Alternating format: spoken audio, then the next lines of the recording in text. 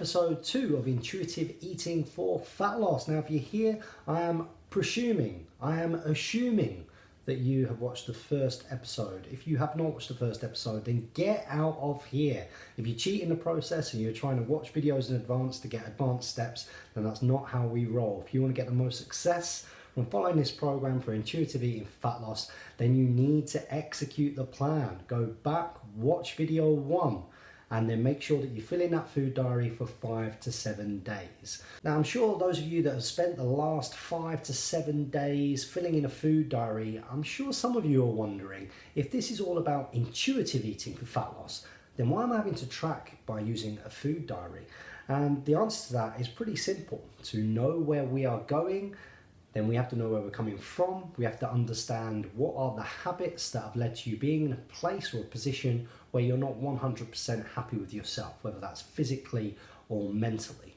And we mentioned it in the first episode, a lot of our eating habits are actually part of our subconscious thought. We think that we're thinking about eating more than what we actually are. When it comes to actually really thinking about what we're doing and the choices that we make and the consequences of the choices that we make, and then actually a lot of that is part of subconscious thought. And by writing a food diary, not only is it giving us accountability, but it's also bringing a lot of that into the forefront of your mind. Now, our job over the course of this journey is to make sure that we're trying to pull those things into conscious thought, make the little changes to the habits that we need to at any given moment of the journey, and then shuffle it back and hopefully place it back and it become part of just what you're doing intuitively every day. And we'll give you the tools and the skill set in order to be able to adapt that process as you go to whatever goals you're trying to fulfill. Now, for those of you that are following this video properly and are following the video series, I want to hear from you in the comments. Let me know how you got on with writing that first week of your food diary. Did it feel strange? Now, before we proceed, if you're sitting there and you're saying, writing a food diary isn't for me, fair play. You don't have to engage on this journey. But if you want to get involved in this journey, then writing the food diary is going to be the baseline thing of which is required of you. That is the thing which is going to allow us to do everything else throughout the journey. And if you're not prepared to spend 5 minutes at the end of every day or just writing in as you go, just simply writing down the times that you're eating, approximate portion sizes and the like, then this journey probably isn't for you. Now, I understand that some people out there, because of maybe past eating disorders and the like, they might find having to go back to a situation where they're having to track foods a little bit stressful. The key thing for yourselves is making sure that you're not creating any kind of stress or pressure with the idea of tracking at all, because of course that will take you back to a place that was less healthy in your mind, of course, and that's absolutely not what this journey is about. This journey is all about understanding your food and creating a better, more positive relationship with your food that also fundamentally correlates with what you're trying to achieve. And I'd say that for 95% of the clients we get coming through our doors in the gym, or since I've been a personal trainer, most people are looking to be that bit leaner, to lose body fat, to lose some weight, to tone up, which is the reduction of body fat whilst retaining lean body mass. Now, everybody, get your food diaries out, because this is going to be the first thing that I need you guys to do with your food diaries now that you've started writing it in. And I don't want you to think that this is some kind of wishy-washy process where we're just kind of skimming over the surface. It's really important that we layer and we constantly apply these layers to get long-term success. These are going to give us opportunities to hit little speed bumps that aren't ginormous walls, which means that we can find ways up and over them and around them and find solutions along the way. And what you'll notice in this video is that there's no food plans. I'm not going to go into a massive amount of depth about what you should or shouldn't be eating, because you're a grown adult. You can eat ultimately whatever you want. But what we are going to do is start to change the mindset so that we can start affecting the way that we're eating in a way which correlates with our goals without creating too much stress, but still achieving progress. So now that you've got your food diaries out and hopefully you've got a pen ready, I want you, without trying to preempt what I might advise you to do, I want you to go through each occasion that you sat down and that you ate something. Now, when we talk about the occasion, we're not talking about breaking down the meals into little parts and the like. We're actually talking about if you sat down and you ate this in this given time, whether that is a breakfast, a lunch, a main meal, a meal in between, snacking as it were. You have to think about the occasion as a whole, not the individual pieces. And what I would like you to do is go through your food diary, step 1, and I want to count the number of meals that you've had over the total number of days. Now, hopefully, if you have got 7 days to work with, this will be really useful in terms of understanding how many meals you eat across a week, and it makes the maths further down the line a little bit easier. So go ahead, pause this video whilst you do this, then press play again and we'll crack on. So now hopefully you've counted up the total number of meals that you've eaten over the given time that we've recorded. Now what I want you to try and do, again, without trying to preempt anything that I as a nutritionist might try and say to you would correlate with your goals or doesn't correlate to your goals. I don't want you to think about bad and good or anything like that.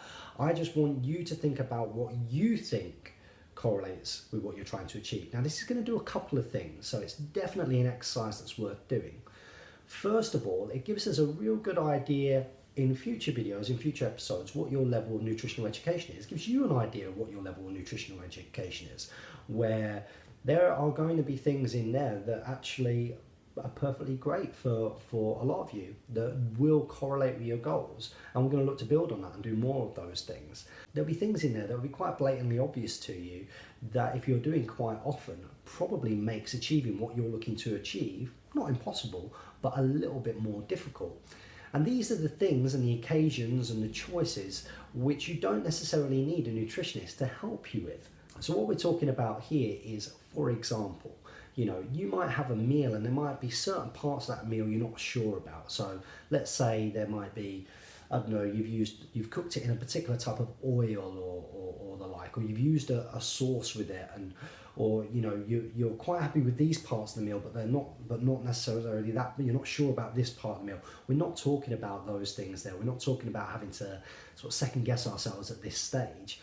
But what we're talking about are the really obvious things, again, that you don't need me to tell you. Probably, they're not the best choices, or they're not the most obvious choices to actually go and eat if you're looking to get leaner. So in this respect, it would be things like, are you eating a Kit Kat Chunky every day? Are you having 2, 3, 4 sugars in your brews across the day and you're having 3, 4, 5, 6 of those?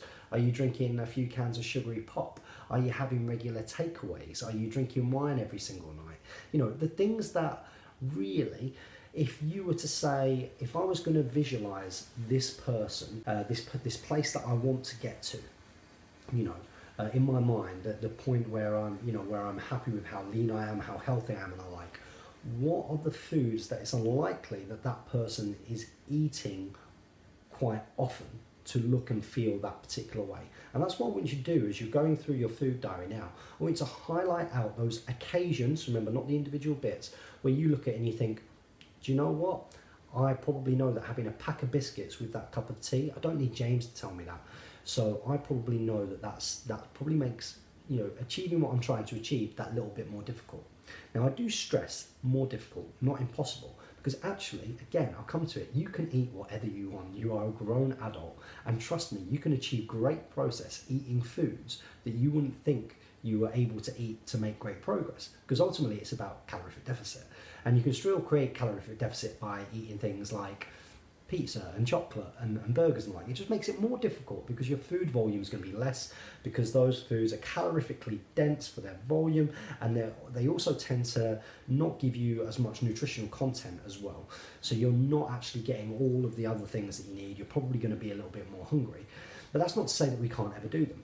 But the point of this exercise is to go through, and even now, embarking on the journey that you're embarking on, I want you to identify these occasions that you think don't correlate with your goals. So not to create any kind of negative connotation with the choices that you've made, I just want you to go through that food diary and put a little red cross or a little unsure face or whatever you need to really next to those real obvious choices which make achieving what you're looking to achieve that little bit more difficult. So again, it's just those really obvious things that that you're having a takeaway quite regularly and the like. You know that probably isn't going to be helpful with trying to achieve what you're looking to achieve in this journey. So you're just going to mark that down. Now, even if you think, well, having one takeaway is fine, so I'm going to put a smiley face next to that. That's not really what we're looking for here. We're looking to weigh up the total number of occasions or meals or choices that you make that as things stand currently, you're aware probably don't correlate with where you're trying to get to. And we're trying to look at that versus the number that you're making at the moment that actually you're quite happy with. Whether, you're correct that they're, completely healthy and efficient for fat loss and all those other types of things, got the right kind of protein, whatever else it might be that you'll learn further down the line. We're just really trying to look at the balance, because what we want to look at here is what is the total number of meals across that given time. So let's say 7 days. So let's say that you eat 5 times a day. You've got a pretty standard day of a breakfast, a lunch, a tea, and maybe there's a meal in between, some form of snack to keep you going, whether that's a piece of fruit or whatever else it might be. That's 35 meals in a week. And what we're to look for is, out of those 35 meals, out of however meals you've managed in the period of time that you've been recording, how many of those meals are you currently quite happy with, that you think, do you know what, yeah, this I think correlates with what I'm looking to achieve. This makes it easier. This is a nutritious, healthy meal, which doesn't go crazy on the calorie front, it's all good stuff and the like. I'm pretty sure that this would be a useful meal or a useful choice when trying to achieve what I'm looking to achieve. And next to that, you put a smiley face or use a green pen or anything else that you want to do. We're not looking at whether things are good or bad, we're just looking at what is going to be more helpful for what we're trying to achieve and what's going to be less helpful. And what we want to do is we want to get a ratio of these. So I want to see what's the number that you're happy with versus the number that you're not happy with. And again, this isn't with any kind of added levels of information or education from myself about what I think that perhaps we should or shouldn't be doing going forwards. This is all about you.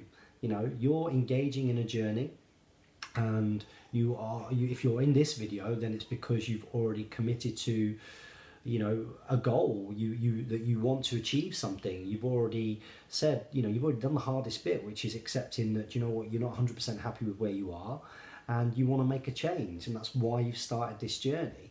And even though you've done that, and you've been recording this information, what are you doing at the moment? What kind of choices are you making right now which either correlate or don't correlate with your goals? Okay, and that's going to be the first exercise of this video before I give you your homework really for the next week. And again, it's small little changes going forward, small little things that you can change, which will have an effect in the bigger picture on achieving intuitive eating for fat loss and losing the fat along the way. So once you've got that number, once you've got that percentage, I want you to write that down on the food diary. It's you're happy with X number of meals out of X number of meals. That as a percentage is this. Okay? And your first exercise this week is simply to try and go into this week and apply a higher level of conscious thought into doing more of the things that you think do correlate with your goals than you are doing at the moment, and doing less of the things that you think don't correlate with your goals than you are at the moment. And that's it. That's the first step. Now, what we tend to find is that actually, even though people engage on these journeys, when I take somebody through a nutrition course and we do this exercise, this is one of the exercises that we'll do when we're starting things off, is that actually a lot of times it could be 50-50 or less, even though they're engaged in what they want to make changes, to actually when you look at the food diary, that the ratio doesn't necessarily reflect that. And that's our starting point. That's the foundation. That's not a bad thing. It's not something to look back at and to feel bad about. None of this is about that. But it is about, okay, this is where we are. This is where we are. At the moment, 50% of the things that I currently eat over the course of a week, I don't feel correlate with my goals. But 50% of the things, as a positive, I am actually happy with. So my task going into this next week before episode 3 is simply to replace some of those meals that I'm not as happy with ones that I am, with choices that I am. I'm going to apply a higher level of effort and conscious thought in towards this process of trying to eat, I guess, in a more healthy way which correlates with fat loss. Okay? And that's all I want you to do. That's it. That's it. Keep writing the food diary. Get used to it. Let's get into the habit of writing that food diary. Look at that percentage and that ratio that you're currently doing at the moment. and then using the list that you've effectively created of meals that you think are great, not what I think, what you think are great, and correlate with what you're trying to achieve. You're simply going to do them more. You're going to do anything crazy, just going to do them more, and you're going to do the other things a bit less. I want about the same, number of meals, but I just want to change that ratio, change that percentage, positively affect it. Because if you go from 50-50 to 60-40 positive, or 70-30, and especially as soon as you start getting to 80, 85, 90, percent of the time doing things that even you feel correlate with your goals, that's a massive start. Now, depending on where you are on your journey, that will get you quite far. And that's going to be the first step. So I hope you've enjoyed this second episode of Intuitive Eating for Fat Loss, and I hope that the only reason that you stayed to the end was because you'd already watched the first video, you'd executed what your instructions were of that first video, and you're going to execute the instructions from this video before you go on to the next. And again, we're going to look at somewhere up to about a week before you watch this video from the second video. So don't just rush forward, don't just go through these videos and try and do it all at once. You must go through the process if you want this to get the best amount of success and the best results. Thanks for joining me during this episode. If you enjoyed, get yourself down into the comments below, give the video a like, and perhaps subscribe to the Pyramid Performance YouTube channel. Take care, guys.